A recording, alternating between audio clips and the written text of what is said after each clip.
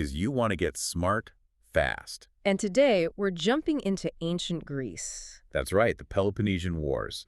We've got some key excerpts here from Thucydides' History of the Peloponnesian War. And our mission really is to give you a solid summary, a kind of study guide to this huge conflict. We'll cover the big events, how things developed, and what led to the war's end. Basically, your shortcut to understanding this really pivotal time. Okay, so where do we start? Before the war itself, right? Early Hellas. Yeah, let's set the scene. What was early Greece like? Well, the source points out something interesting about settlements. It wasn't all big fortified cities from the get-go. Oh. Yeah, places like Thessaly, Boeotia, most of the Peloponnese Arcadia being a bit of an exception, populations moved around a lot. So less stability, less chance for massive city walls early on. Exactly. It kind of hindered that large-scale urban development you might picture. People were more mobile. Okay, that makes sense. And this mobility, did it tie into things like piracy? The text mentions that. Absolutely. As sea travel picked up, so did piracy. It wasn't just small-time stuff either. Right. Powerful men often led these raids, for wealth, to support their followers. They hit the unwalled towns, these sort of village clusters. It was just a feature of the time. A bit of a Wild West on the water. You could say that, yeah. So were there any major naval powers back then? The text mentions Xerxes, Polycrates. There were notable ones for sure. Xerxes' Persian fleet was huge, obviously. Then you had figures like Polycrates of Samos, quite powerful in his day, taking islands, even dedicating Rhenea to Apollo. Okay. And the Phocians, they actually beat the Carthaginians at sea when they were founding Marseille. Yeah. But the source suggests even these fleets, compared to what was described in the Trojan War myths, seemed kind of small. It was a different scale back then. Got it. And the period after the Trojan War didn't exactly settle things down, did it? Not at all. It was still a time of massive upheaval. Hellenes returning late from Troy caused revolutions, people were exiled, founded new cities elsewhere. Constant movement. Constant movement. The Boeotians, for instance, driven out 60 years after Troy fell. It just wasn't an environment for steady, sustained growth everywhere. Okay, so a dynamic, often unstable early Greece. Which brings us, I guess, to the spark. Epidamnus. This whole Corcyra versus Corinth thing seems like where it properly kicks off. It's a major catalyst, definitely. So Epidamnus, it's a colony of Corcyra, Right. but its founder, crucially, was a Heraclid summoned from Corinth, and they had Dorian settlers too. It grew, but then internal politics happened. Factions, exiles. Standard stuff almost. Pretty much. So these exiled nobles appeal to Corcyra, their mother city. They're like, help us remember our ancestors buried here. And Corcyra listens. Initially, yeah. But then Corinth steps in. Remember, the founder came from Corinth. Oh, okay, so Corinth felt they had a stake too. Offering big money. They weren't backing down. This puts Corcyra in a really tight spot, doesn't it? The text says they weren't allied with Athens or Sparta. Exactly. They're powerful at sea, but politically isolated. So what do?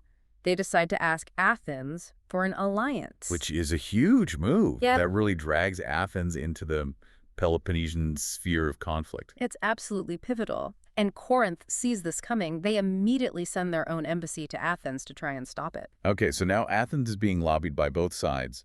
What's Corcyra's pitch? It's pretty smart, actually. They say, look, we've got this massive navy. You ally with us, you get that naval power. Plus, they argue, war with Sparta and its allies is probably coming anyway. Why? Because Sparta's getting nervous about Corinth's power and Athens' own growing strength. Corcyra basically says, we know you didn't help us before, but ally with us now, and you get a crucial partner for the inevitable war. Clever framing. And Corinth's counter-argument. How do they try to stop Athens? Corinth pushes for peace. They remind Athens they have a treaty, and that alienating Corinth, a major Spartan ally, is dangerous. Don't rock the boat. Pretty much. They suggest Athens deal with other issues, like Megara's complaints. They try to downplay the risk of a big war and say, is siding with Corcyra worth making an enemy of us now? They urge caution. Fascinating diplomacy. Okay, moving on, but still related. Potidea, another flashpoint. Right. Potidea is tricky. It's a Corinthian colony. But it's also in the Athenian alliance. Ouch. Exactly. And it revolts, largely pushed by Perdiccas of Macedon, who has his own agenda. Some other local players get involved too. And Corinth jumps in to help Potidea against their Athenian allies. They do. They send volunteer troops, mercenaries. A guy named Aristeus, known for being pro-Potidea, is involved. Corinth is actively supporting a revolt against Athens. That's a direct challenge. How does Athens react? Militarily, they send forces to Macedonia to deal with Perdiccas and the others and directly besiege Potidæa. They try to cut off support from nearby Olynthus. There's a battle. Aristeus does well initially, but the Athenians ultimately win. So more fuel on the fire between Athens and Corinth. Definitely. These local disputes are pulling the major powers closer and closer to all-out war. Which leads us to Lacedaemon Sparta finally calling a meeting of their allies. Time to decide. War or no war. That's the moment. The Spartans feel the treaty's been broken. Athens is the aggressor. They need their allies on board for a formal declaration. And they consult Delphi first, right? The oracle. Standard procedure for big decisions. Yeah. And the oracle, according to the source, gives them the green light. Says they'll win if they go all in, and the god Apollo will be with them, asked or not. That must have boosted the warhawks in Sparta. Absolutely. So at the Congress, the Corinthians make another big speech. Still pushing for war. Oh, yes. They argue that as the leading power, Sparta has a duty to protect its allies from Athenian aggression. They warn everyone about Athens' ambitions and say, act now or it'll be too late. Interesting twist the Athenians get to speak to at the Spartan meeting. Yeah, they happen to be there on other business and were invited to respond. They basically remind everyone of their sacrifices against Persia, how they saved Greece when their own city was in ruins, Playing the hero card. and highlighting their naval, the quick war you might think it is. But then King Archidamus of Sparta speaks, and he's more cautious, isn't he? He is. Archidamus urges restraint. He says, let's send envoys first, try diplomacy over Potidæa and the allies' complaints. Athens seems willing to arbitrate.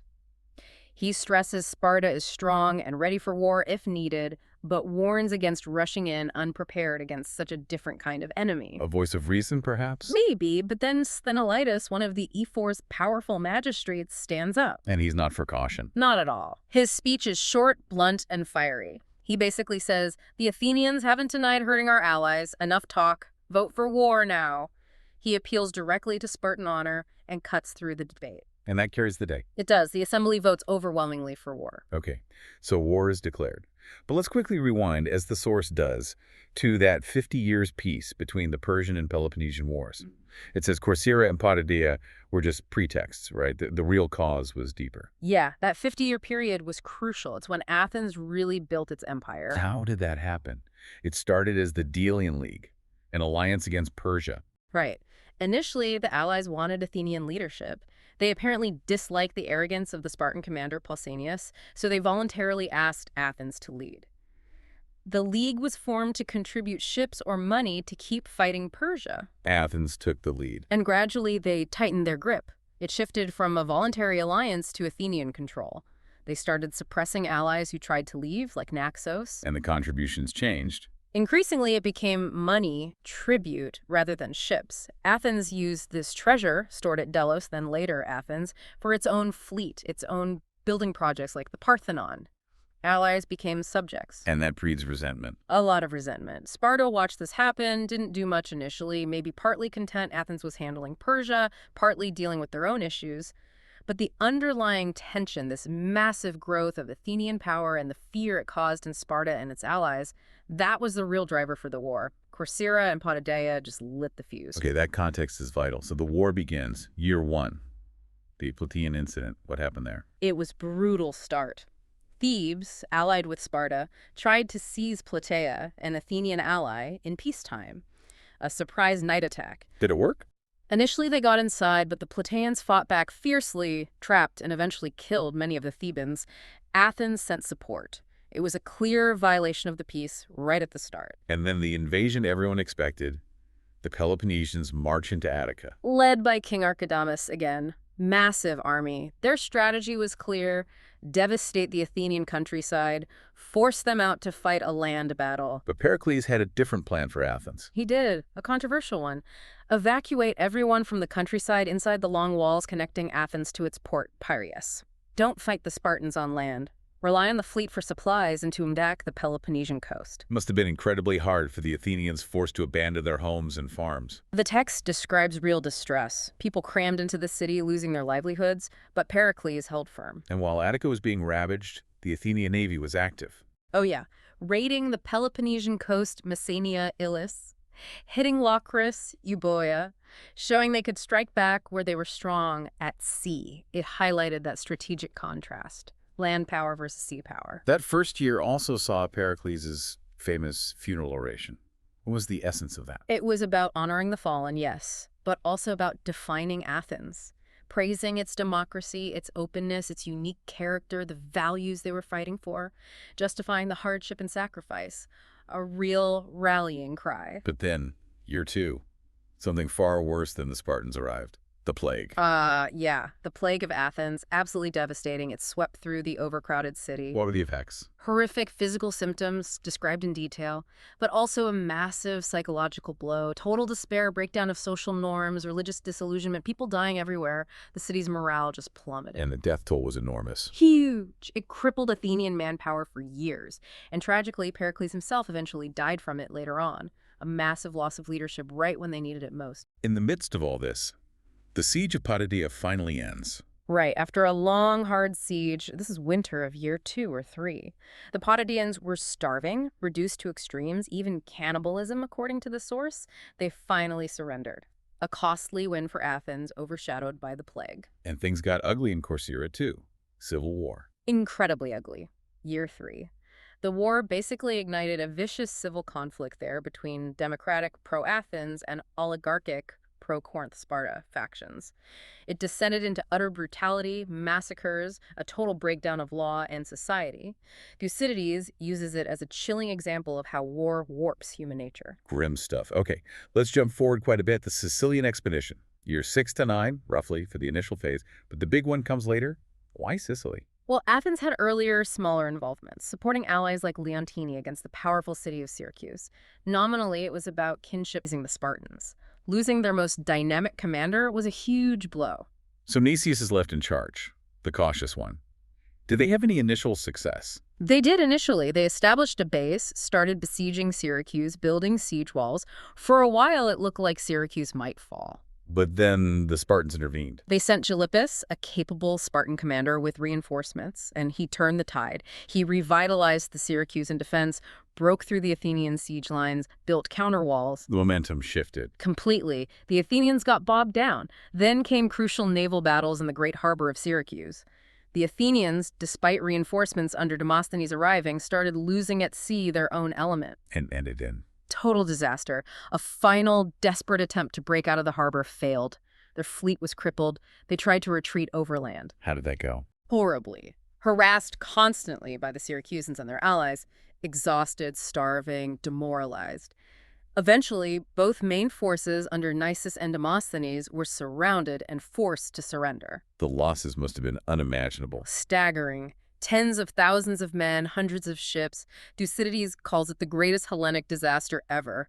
Just utterly catastrophic for Athens. How did Athens even react to news like that? It sounds like a death blow. Shock, grief, anger, panic. It was a profound crisis. They lost a huge chunk of their fighting population and almost their entire fleet in one go. Many thought Athens was finished. But they weren't. Amazingly, no. There was despair, yes, but also incredible resolve. They started rebuilding ships, rallied their remaining resources. They refused to just collapse. Meanwhile, Sparta must have been energized. Absolutely. They stepped up the pressure. Crucially, they fortified Decelia, a town in Attica itself. A permanent fort near Athens. Yes.